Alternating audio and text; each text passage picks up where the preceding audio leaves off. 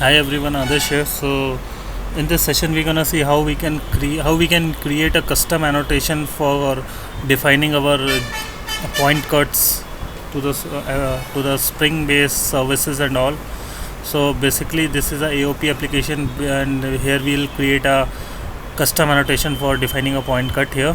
And I have done the POC part, and I'm gonna show you how we can achieve this sort of requirement. So let's jump into the pom.xml first. So we have a group ID, artifact ID, version, basic, general tags, packaging as a Java file, name of the application, then URL, organizational tag, followed by licensing tag, developer tag. We have repositories where we have a bunch of repository. We have properties here. So property, we have defined the name, source code including Java version, Spring version, Aspect.J version, JUnit version and all. So first dependency, we have a Spring context dependency, then we have followed by JUnit dependency, then Spring JUnit unit test dependency, then Aspect.J related dependencies we have, and then we have a log4j dependency, followed by a build tag where we have a jar file name, resources, configuration, then plugins. We have a standard Maven compiler plugin here. So this is how the pom.xml looks like.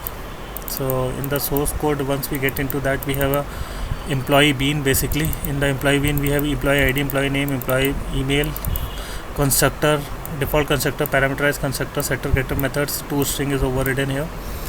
And then we have a service. Basically in service we have employee service interface.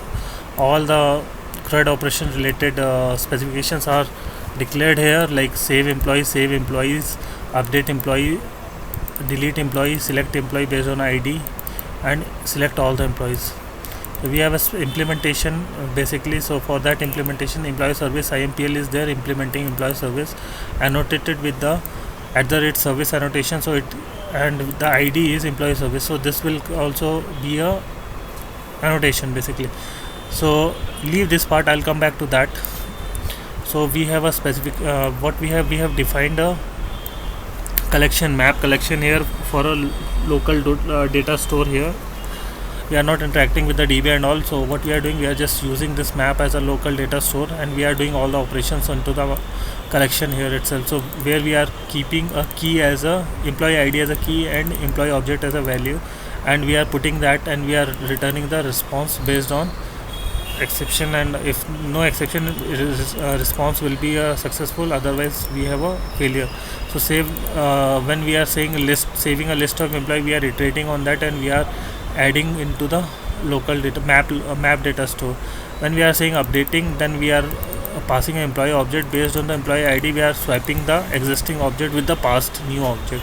When we have a delete operation, we are passing an employee ID, and we are checking whether map data store contain a key employee ID. If it contains the key, we'll remove that, otherwise we are returning a null.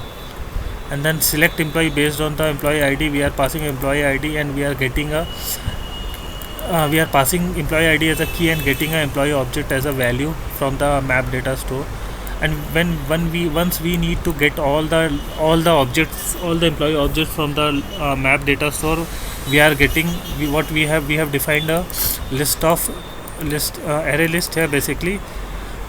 And then we are saying that employee map dot get value, so we'll get all the values inside the map data store, and we are adding it to the add all to the list, and then we are returning a list object. So we have a configuration here, Spring configuration. Basically component scan we are doing for the package, and we have enabled the auto proxy here. This is a standard log4j XML where we have a console appender and rolling file appender. And so for this I have written a test class. So where we are saying the context configuration for this XML and run with the JUnit, Spring JUnit runner. We have auto wired the employee service here, and then we have a save employee method, test method, where we are using employee service.save. We are calling a parameterized constructor of the employee bean and passing a value and asserting the response based on that. Same thing we are doing for update, saving the list of employees. So, and for deleting, what we are doing, we are first populating the data store, map data store with the data, and then we are doing the delete operation. Same thing we are doing for select operation. First we are populating the map data store with the same method, passing employee list, and then we are selecting the data from the data store. And for select only one employee based on the employee ID, we are just populating the data store with the one employee, and then passing our same key to get the employee data from the data store. So if I execute this mvn clean install, so it's gonna fire up all the test cases after building the source code.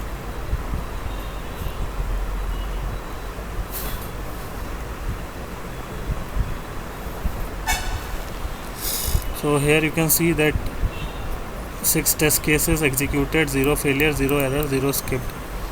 So now let's get into the AOP part of the application, where we have defined a custom annotation, which is AOP custom annotation, and we have defined a aspect here with the aspect class employee service aspect, where we have defined a annotated with the configuration as well as aspect. So it means that this class is an aspect class, where it contain advices like before advices, around advices, after return advices, and then after throwing. So inside this, what we have defined that point cut will be a place wherever this annotation is kept. So if we see this annotation, so if we go into the employee service, we have kept this annotation AOP custom annotation on the same employee. So this is a point cut for those advices, all the advices. You can see all the advices are linked to that point cut. Basically here we are getting a return object, because it's after returning whatever the save method execute. After that, whatever response is, we are getting that response into that, and if any exception generated there, we are getting a error object from there. So if we see, this is how the simple configuration, and we need to enable the AspectJ auto proxy. So if we see the log messages here, you can see that